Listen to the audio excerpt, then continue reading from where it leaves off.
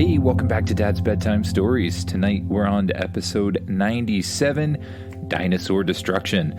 Once again, if you like the episode, don't forget to share it or rate the podcast. It really goes a long way. This episode goes out to my son Oliver, who came up with the idea for tonight's story. I don't want to give too much away, but basically I asked him, what would you want to have happen next if you were hanging out with your friends on a dinosaur ranch? And this is what he came up with. Here we go. As usual, just sit back in those beds, get as comfy as you can, close your eyes, and imagine yourself doing what the kid in the story does. Imagine yourself waking up and opening your eyes. You come to realize that you're still on the dinosaur planet inside one of your sleeping pods. You head outside and you see all of your friends once again eating breakfast by the campfire on the dinosaur base. You go over, order your favorite food from one of the robots, and start eating and chatting. When breakfast is done, you and your friends head over to the dinosaur ranch where you've just put all of the dinosaurs that you've, captured.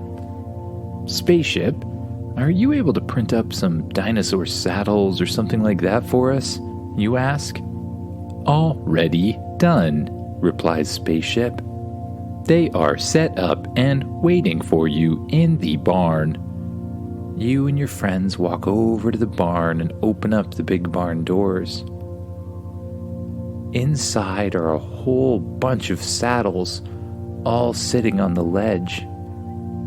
You and your friends pick up each of the saddles and head out to get the dinosaurs. One by one, you saddle up the Triceratops, the long necks, the pterodactyls, the raptors, and last, and very carefully, the Tyrannosaurus. You make sure all of the dinosaurs are well fed, and then you practice running them through some exercises. First, you and all of your friends take turns steering your dinosaur through an obstacle course. You make a little competition out of it. When that's finished, you continue to spend the day training the dinosaurs until you think they're all ready to take off the control collars. When all of the dinosaurs seem happy and healthy, and they seem to be listening to you all the time, you take off each of the control collars and carefully back away. Most of the dinosaurs don't even seem to notice that the control collar's off, and they still listen to you. You ride them around a little bit more, and everything seems pretty good. Well, you say to your friends, what do you guys want to do next? Well, what fun's having a dinosaur if we can't even ride it back on our own planet? One of your friends suggests. I don't know, you say. Not really sure it's safe to ride the dinosaurs back on our own planet. I mean, what if something goes wrong? You ask. Oh, hogwash, your friend says. Nothing's going to go wrong. Look how well they're trained. Your friend demonstrates his point by riding his Triceratops left, right, up, and down, and then having it stand up on its back legs and dance around in a circle. That is pretty well trained, you say. Well, I guess it might be okay for a little bit, but we'll have to be really careful. We don't want anybody to get scared of the dinosaurs or anything like that. And, you say, I think we better leave the Tyrannosaurus here. It just doesn't seem like a good idea to bring a Tyrannosaurus to the planet Earth. Oh, fine. You're no fun, though, says your friend. Well, what are we gonna do when we get there anyways, you ask? I was thinking we could make an internet video out of it. We'll all ride our dinosaurs down the street of our hometown and post it on the internet. No one will believe it's real. It's going to be great, your friend suggests. Okay, I guess we could do that. Everyone hop on a dinosaur, you say. You and all of your friends hop on a dinosaur. Because you decided to leave the Tyrannosaurus on the dinosaur planet, you climb onto one of the extra raptors. You give it a little nudge, and you and your friends head through the gates back towards the portal to Earth. Spaceship, power up the portal, you say. Understood. Dialing portal to Earth, Spaceship says. The portal powers up and lights a bright blue color that looks like flowing water. And one by one, riding on top of your dinosaurs, you and your friends jump through the portal. You end up flying right in the center of a multicolored wormhole as it flows left and right, up and down, and you eventually come to a bright exit on the other side. When you pass through, you find yourself standing in front of the shed in front of your house. Well, let's get to showing these things off, you say. Spaceship, can you do the video? Understood, says Spaceship, who's now shrunk down into the size of a toy. Spaceship flies up above you and all of the dinosaurs and transforms into the shape of a camera. Ready, set, action, says Spaceship. Spaceship turns on a bright light that shines down on the dinosaurs. But the dinosaurs don't seem to like it. They seem to be completely blinded by the light, and they start going a little bit crazy. They buck up and throw off their riders, and you and your friends all fall to the ground. And then the dinosaurs start to panic. They run around in circles, and then they just kind of set off in whatever direction they're heading, which is unfortunately straight towards your house. No, you shout, but it's too late to stop them. All of the dinosaurs are blindly stampeding straight towards your home. And because you couldn't stop them, they crash straight into it. And not only that, they break through the wall. And then, once they get inside, they seem to get even angrier, and they start running left and right, breaking down walls and glass and windows. It's not really something you were hoping for. Spaceship, you say. We need some way to stop them. I don't know what to do. I have an idea, says Spaceship. They would cause less damage if they were smaller. That's a great idea. Use the shrink ray and make them smaller quick. Understood, Spaceship says. Spaceship flies right through the hole in the wall in the side of your house. Then he shines a giant yellow light on all of the dinosaurs, and they begin to shrink down and down and down and down and down until they're the size of little hamsters or mice. Good job, Spaceship, you say.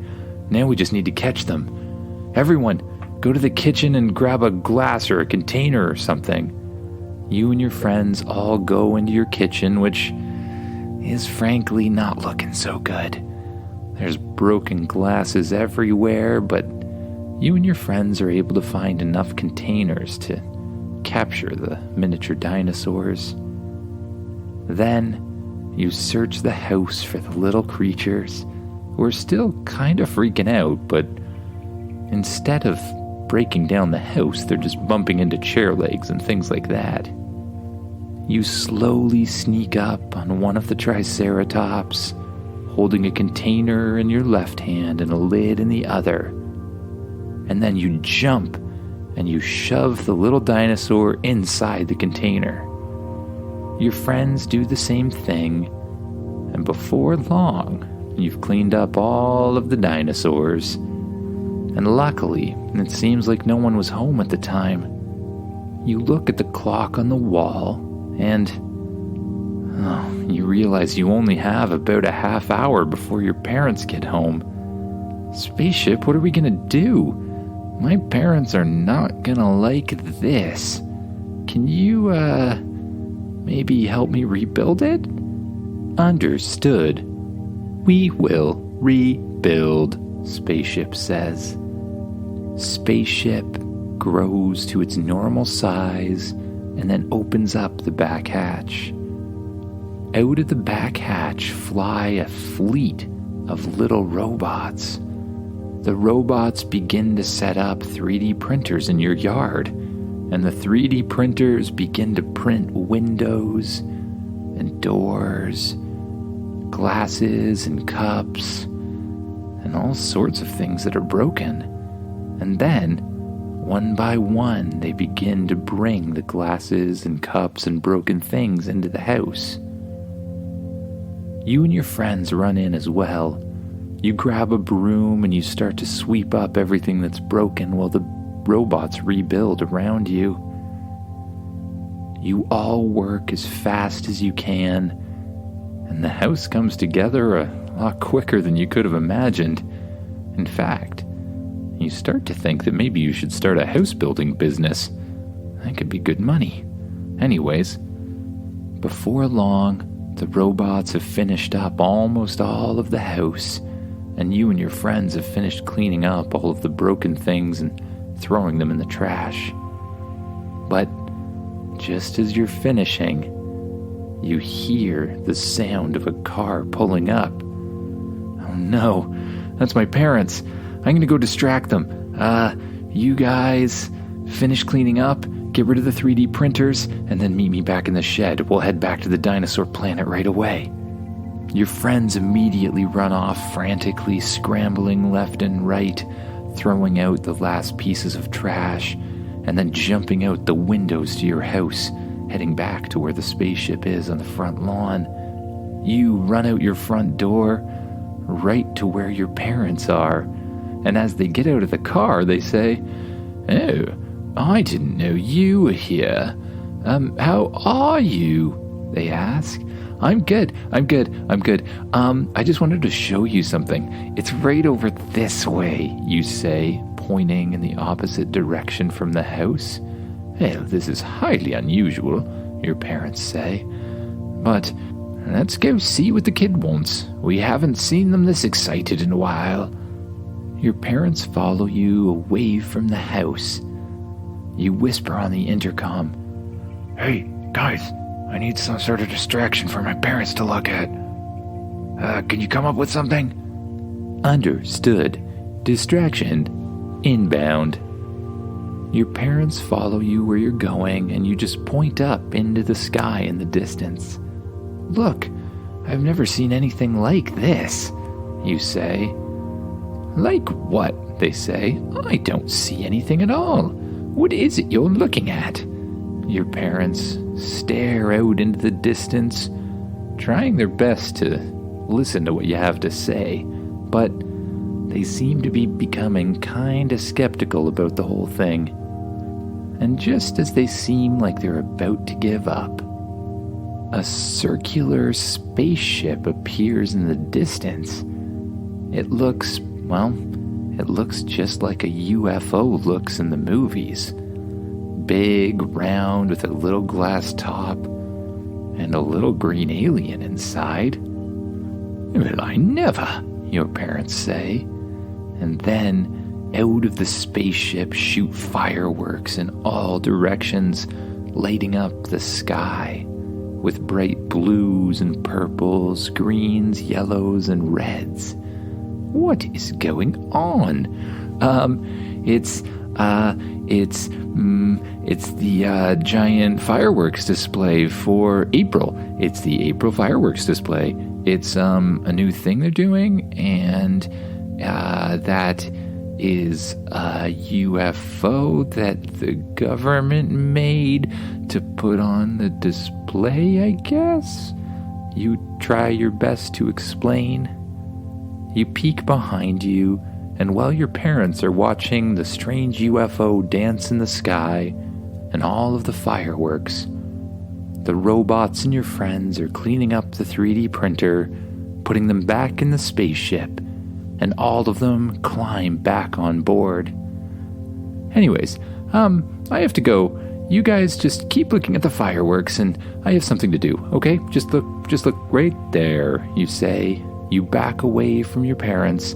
You run and jump into the spaceship, and as soon as you do, the spaceship lights up a bright color, shrinks down to the size of a toy, and flies back into the shed and through the portal, all the way to the dinosaur planet. When it arrives on the other side, it grows back to its normal size and opens the back hatch so you and your friends can get out. Okay, you say, can we all agree that we are not taking dinosaurs back to Earth again? All of your friends immediately nod their heads in agreement. Good. Now, should we make these dinosaurs back to their normal size, or what are you guys thinking? I don't know, your friends say. They look kind of cute like this. Maybe let's keep them like this for a while. All right, I'm okay with that. After all that hard work, you're getting kind of tired, so you say goodnight to your friends and head back to your sleeping pod, carrying a little miniature version of a raptor inside a little glass. You open the door to your sleeping pod and head inside. You place the raptor down on a table, and it decides to curl up and go to sleep too. You walk over to your comfy bed, pull back the covers and climb inside. The lights dim automatically, and you start to get very sleepy. So you allow your eyes to close, and with each breath, you let yourself sink deeper and deeper into your mattress. You scan your body, noticing anywhere you're holding tension. Your shoulders and your arms, your legs and your feet. And with each out-breath, you just let them sink into the bed more and more. And once all of your muscles are relaxed, you just lay there, appreciating how comfortable the bed is, and allowing yourself to drift off to new dreams and new adventures to come. Good night, everyone.